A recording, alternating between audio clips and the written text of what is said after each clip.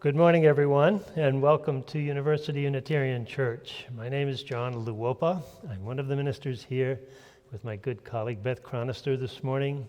Our music team and our tech teams, we all welcome you to this space and to this hour. We ask that for the safety of all, we remain masked the whole time we are in the building. And of course, we're not yet comfortable singing hymns or even humming hymns, so we ask that you sing them in your heart behind your mask. We're still in need of volunteers for the second hour on Sundays, and if that's something you'd like to consider, either as an usher or greeter or coffee team, would be really helpful to us. You can either stop by the church office to indicate your interest or go to UUC Connect. And immediately after the service today, newcomers and anyone who wants to learn more about this church or Unitarian Universalism is invited to an info session in the Dix room downstairs. The bookstore will be open after the service, and there will be a reception at between 1 and 3 p.m. this afternoon by the art committee so that you might meet the artist whose art is featured here this month. And of course, coffee and conversations are available after each service on the porch here and then downstairs on the patio. We invite you to join us and meet and greet your friends. Thank you. Let us begin the service this morning then with our prelude.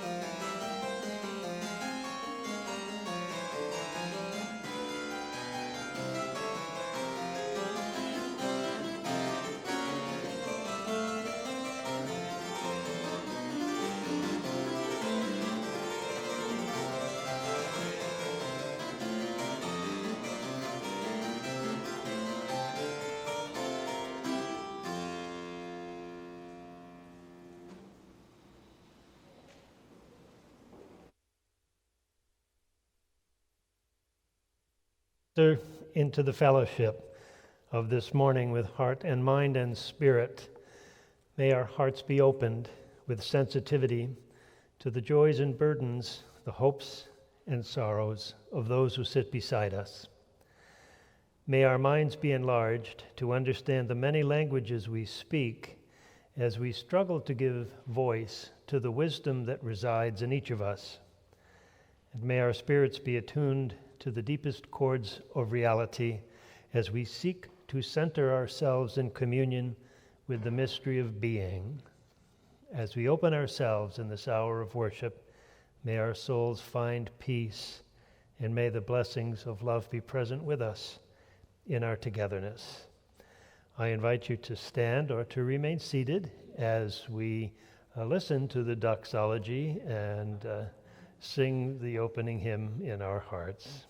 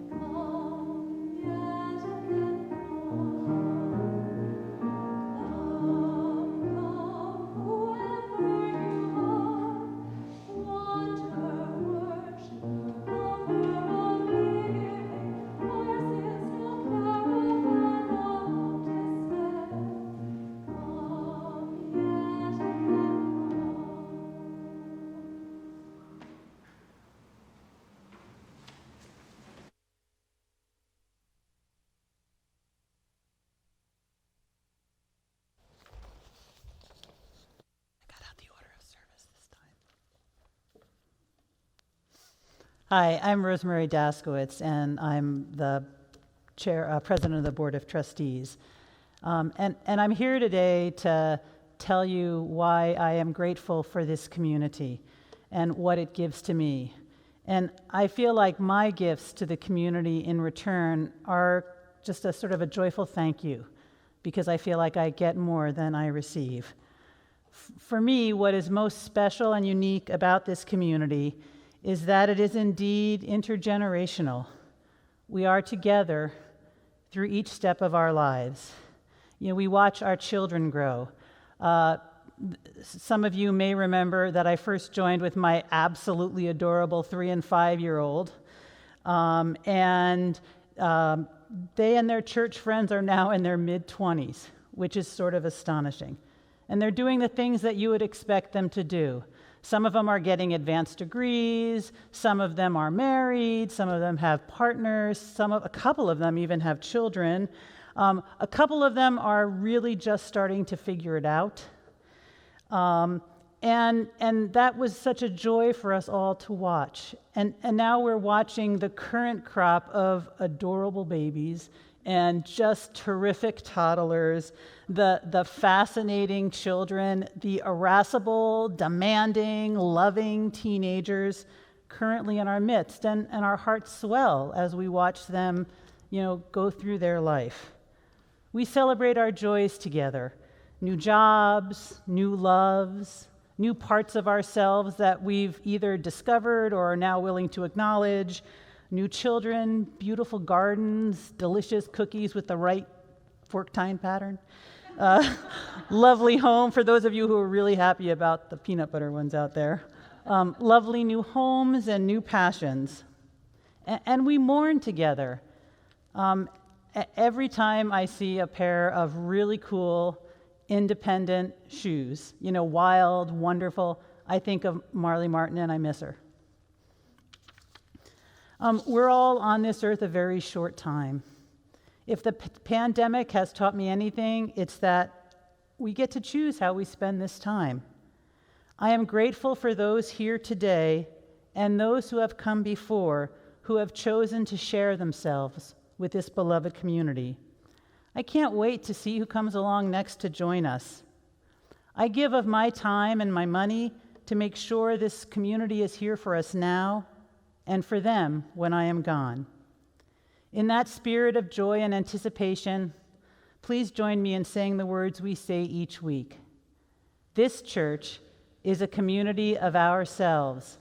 Its energy and resources are our energy and resources. Its wealth is what we share. When we contribute to the life of this community, we affirm our lives within it.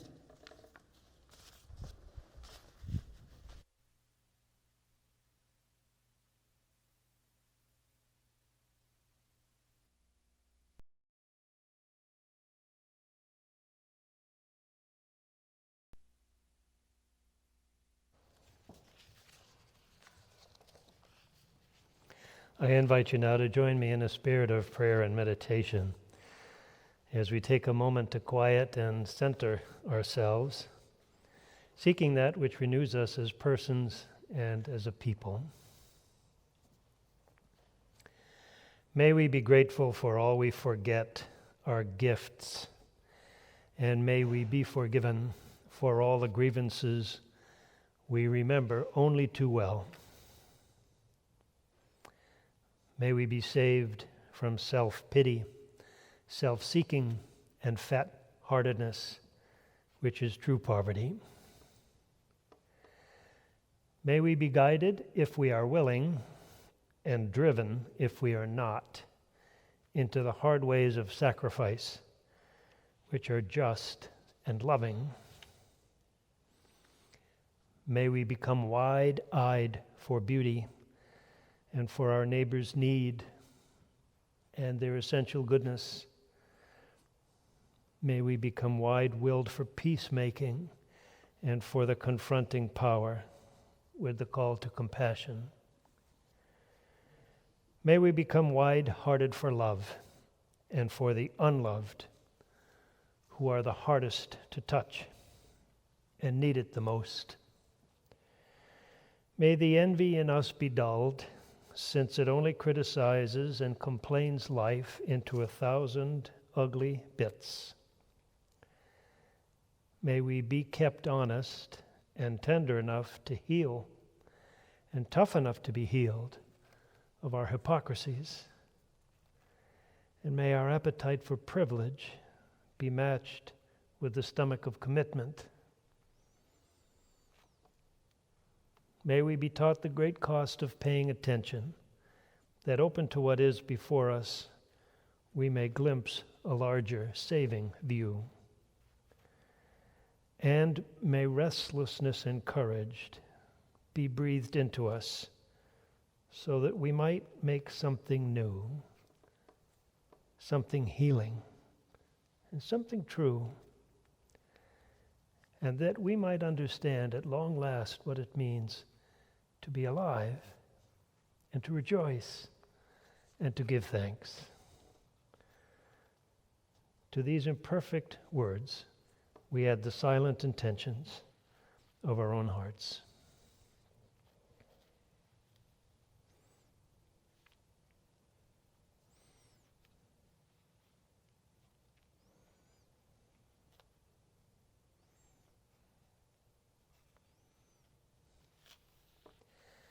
May it be so. Amen.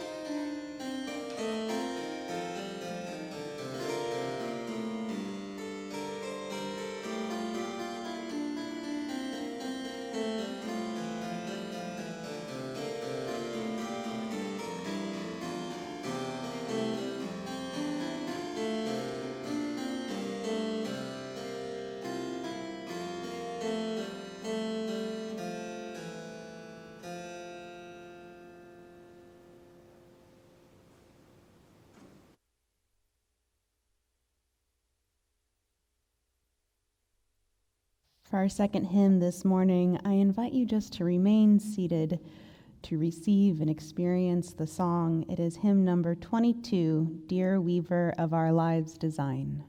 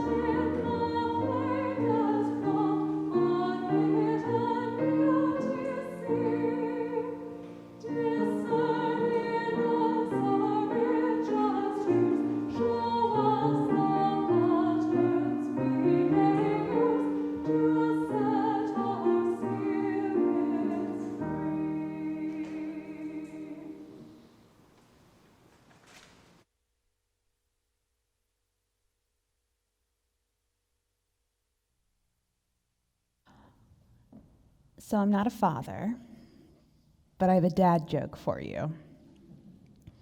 A string goes into a bar and orders a drink. Bartender says intolerantly, "We don't serve strings in here." The string goes outside, wraps around itself, musses up its hair, goes into the bar again. "Hey, aren't you that string that just came in here?" "Nope. I'm afraid not."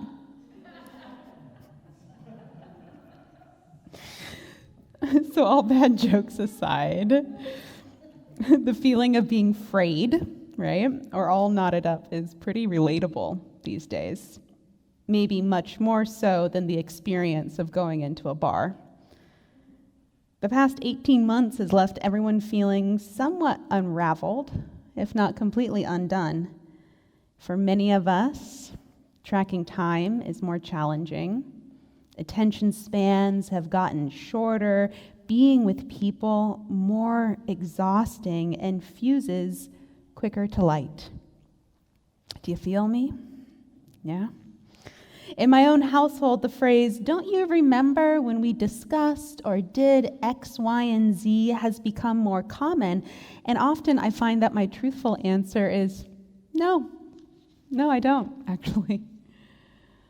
So if you are finding what was once normal is now more exhausting, or if words and names are harder to recall, or maybe you're just feeling more fuzzy or agitated, I'm here to tell you it is not some personal failing. It is the impact of protracted trauma and stress on the brain and on the body, born out of a situation in which safety has been compromised and our experience of reality was shattered in many ways. And if you have a personal history of trauma, the impacts of this time could well be compounded. And so if you got here this morning, or if you're watching online now or later in the week, let yourself feel a sense of accomplishment. Whether or not you are personally struggling, know that for some of us, some days getting out of bed is a heroic act. And if you manage to do this not only for yourself, but with dependents as well, this is a gold medal day. Here is your invitation to give yourself grace and each other grace in whatever ways that are imaginable. As I heard recently from a colleague, the practice of lowering expectations can be an extension of mercy. One of my own working metaphors for my brain in the pandemic has been of a sewing box, dumped out on the ground, bobbins rolling out of sight, threads tangled up, needles everywhere. I know that somewhere in this mess are the tools that I need and that somehow everything is interrelated, but how to move from chaos to creation is not always clear. But you know what's freeing, however, about all this general collective undoneness? Within it lies the opportunity to release the pressure of having to appear like you have it all together.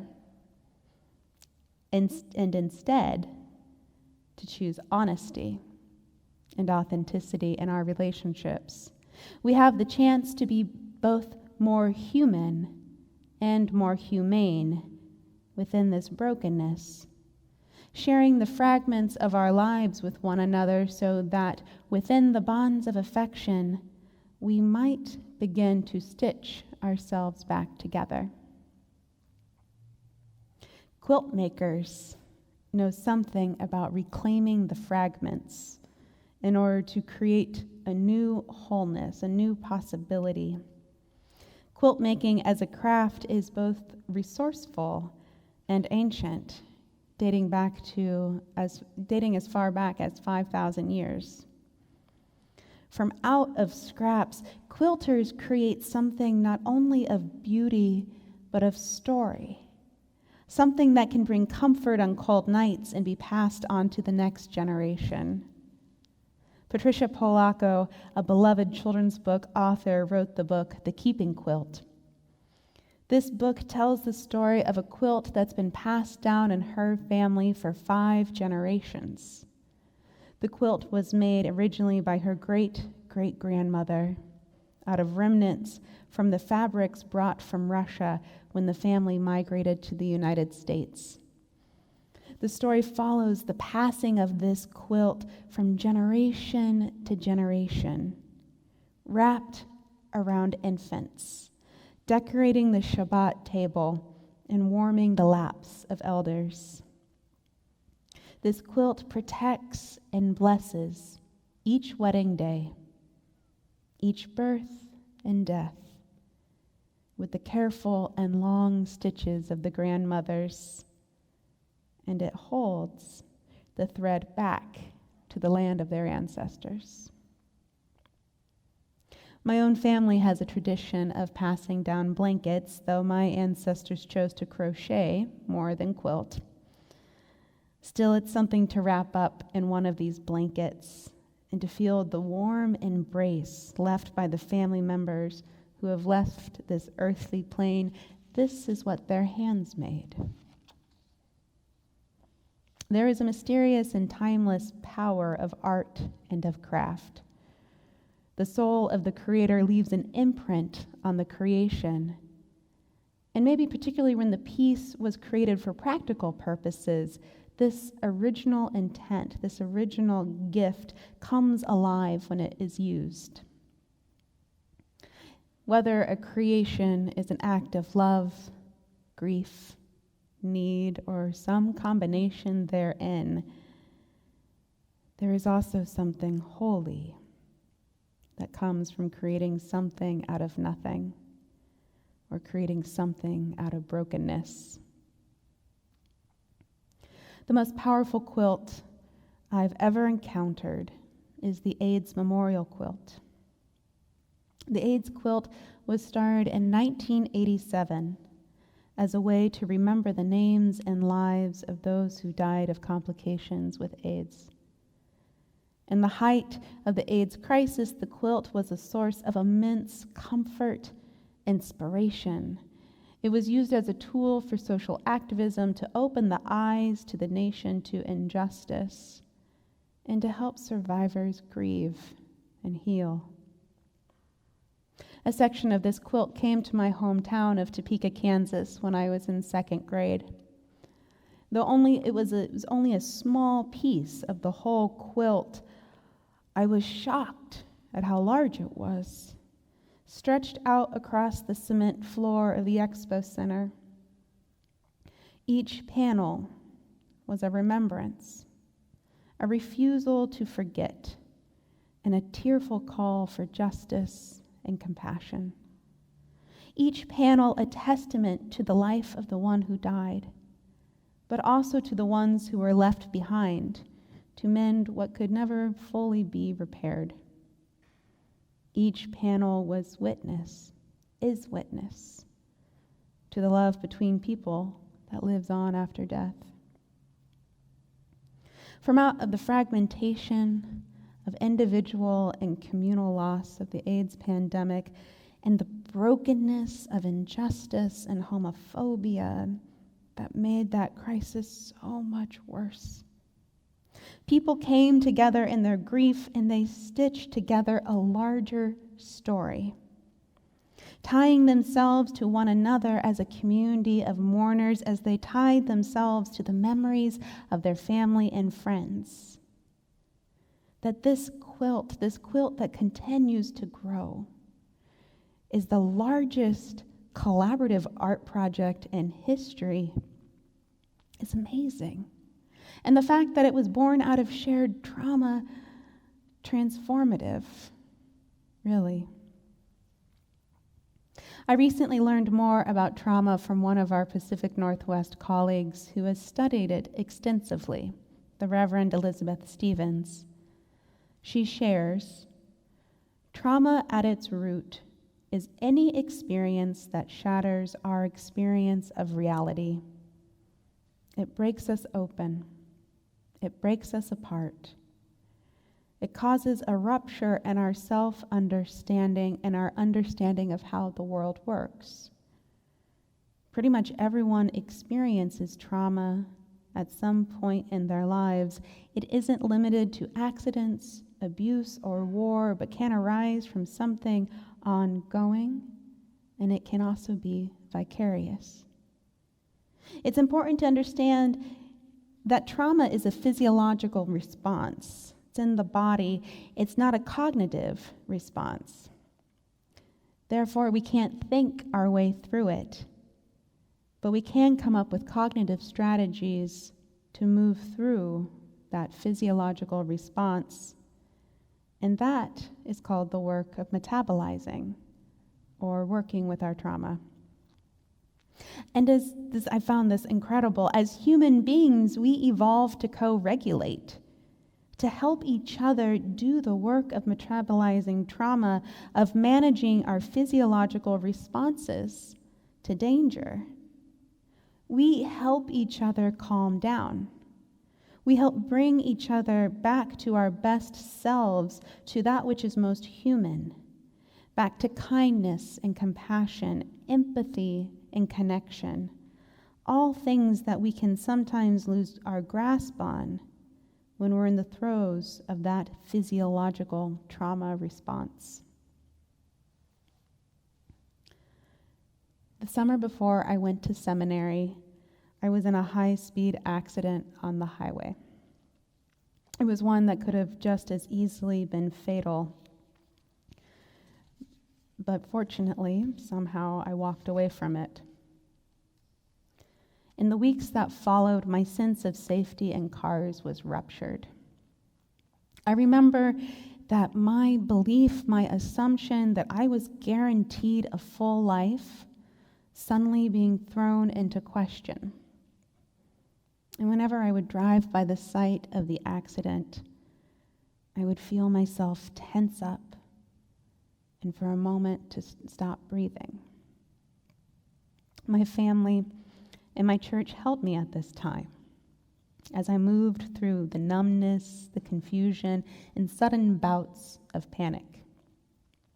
Loved ones helped talk me through the experience and sit with all of the what-ifs that followed me and haunted my sleep.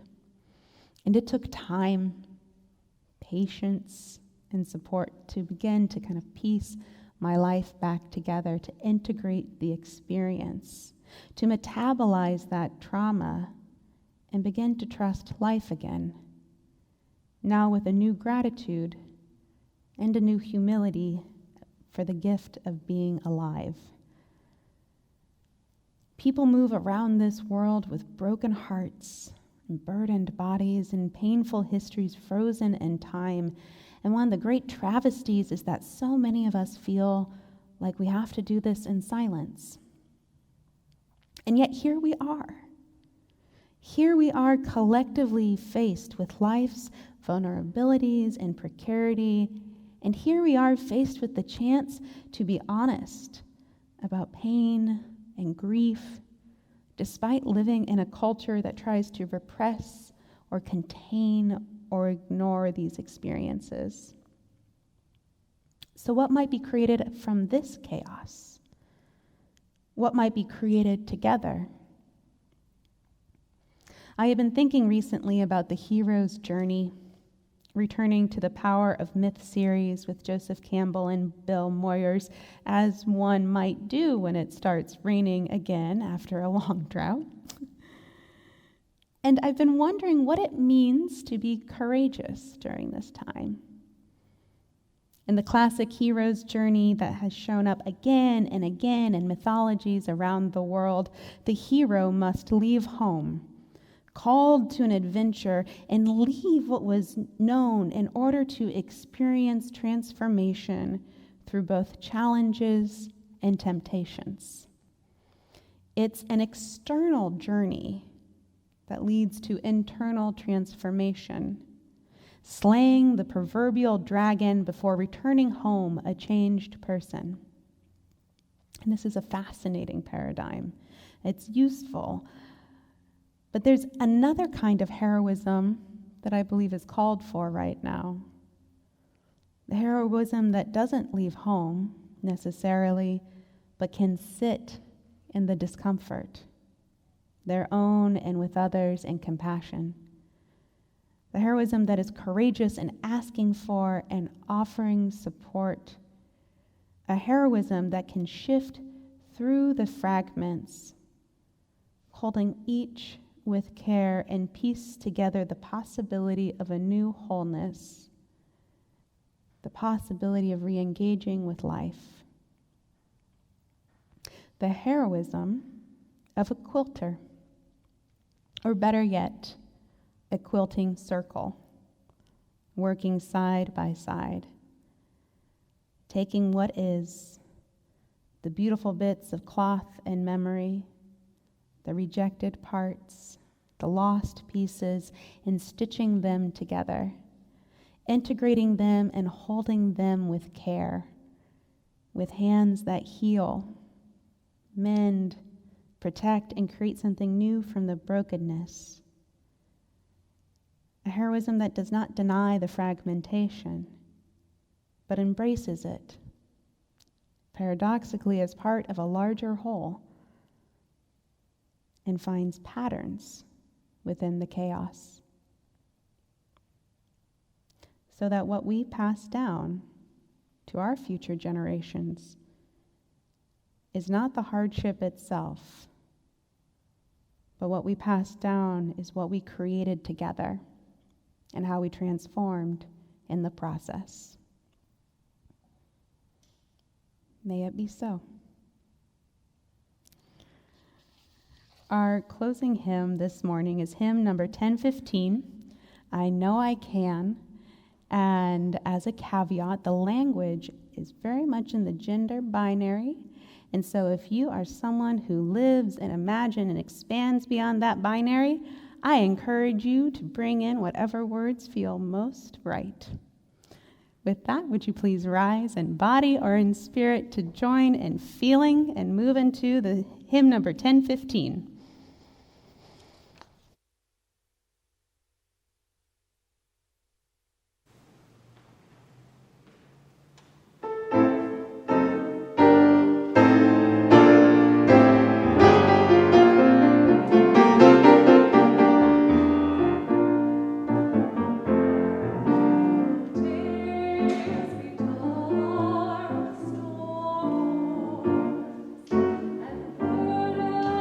And